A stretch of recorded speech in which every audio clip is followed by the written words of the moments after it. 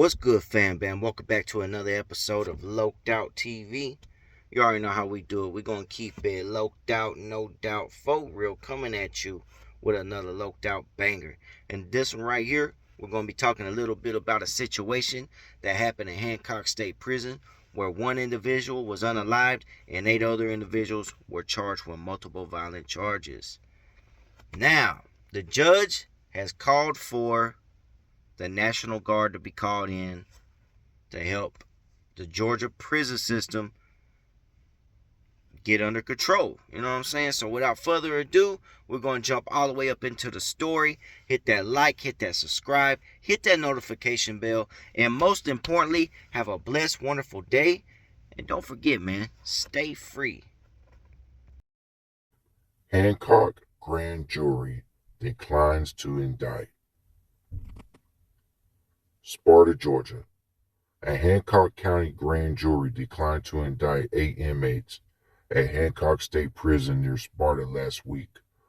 Ocmulgee Judicial Circuit District Attorney T. Wright Barksdale III said grand jurors made the right decision. This case was no build because the evidence was clear. There was no question that the victim went into a place within that prison facility that he was not supposed to be, Barksdale told the Union Recorder in the interview Friday morning. He went into a cell that should have been secured that wasn't, and he, being a gang member, walked into rival gang members' dorms and carried in a deadly weapon. Barksdale was referring to Andre Rashad Weems. He said Weems was armed with a machete when he walked into the dorm housing Hispanic inmates. The machete was a deadly weapon, Barksdale said. Weems, who was serving a life sentence for murder conviction in Clayton County, was stabbed several times and was pronounced deceased on the afternoon of September 9th outside the dorm, according to Hancock County Coroner Dontrell Andrews. Because of the serious nature of what happened, I wanted a grand jury to see it and make sure that they saw what I saw, Barksdale said. This was all captured on video surveillance cameras. Weems walked into the Hispanic dorm and pulls out a 2.5-foot in length machete. How you get that, I don't know. And begins acting in an aggressive manner in place he's not supposed to be. And then when they run him out, he comes back, continues to act in threatening manner, and they felt like they had to defend themselves. At one point, Weems can be seen on video footage charging a group of Hispanic inmates with a homemade weapon, and the would-be victims retreating. He was stabbed to death when he charged at them a second time. 8 inmates were charged with Weems' killing.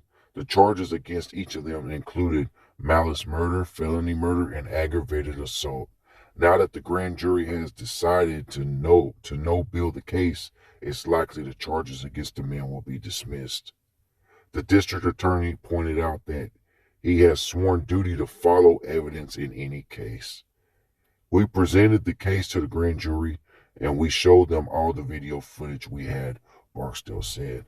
I'm sorry that somebody lost their life, but there are 2 groups of people to blame for what happened. Weems is the first to blame, and the second is the Georgia Department of Corrections, according to Barksdale. I want you to know that the district attorney doesn't get any slack from anybody, Barksdale said. Nobody wants to hear that my assistant district attorneys have hundreds of cases. Nobody wants to hear that they're working 6 days a week. No one wants to hear those things.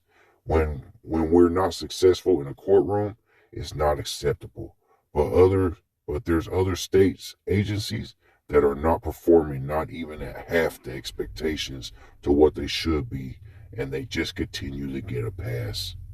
The district attorney said the agency he's referring to is the Georgia Department of Corrections, also known as GDC. He pointed out that there were no correction officers seen in the Hispanic dorm at the time Weems walked inside and brandished the machete. The doors of the dorms were also not secured, he said. Barksdale said the issues need to be addressed immediately.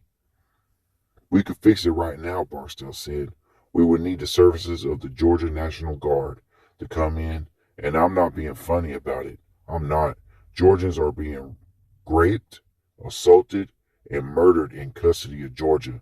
So until we can get these prisons adequately staffed, why not send 150 troops to provide security until we can get hold of this issue? It's putting a huge strain on local governments where the state inmates are being housed because county jails are filling up.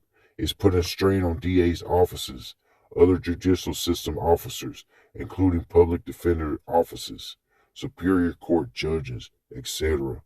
Barksdale said the issues will not get any better until everyone involved is ready to come to the table and decide it's time for solutions. Yeah, so there y'all have it, man. I hope y'all enjoyed the video. Drop a comment below and let me know what y'all think about this situation right here.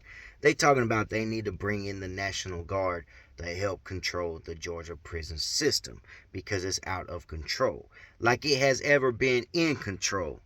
They have never had control over the Georgia prison system. There has always been unaliving. There's always been raping. There's always been assaults and everything else. I mean, it's all that.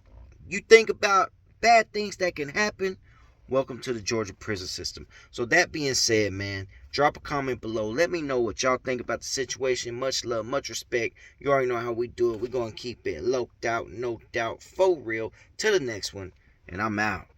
Loked Out TV, thought you knew. Keep it G and keep it fly. Loked Out merchandise.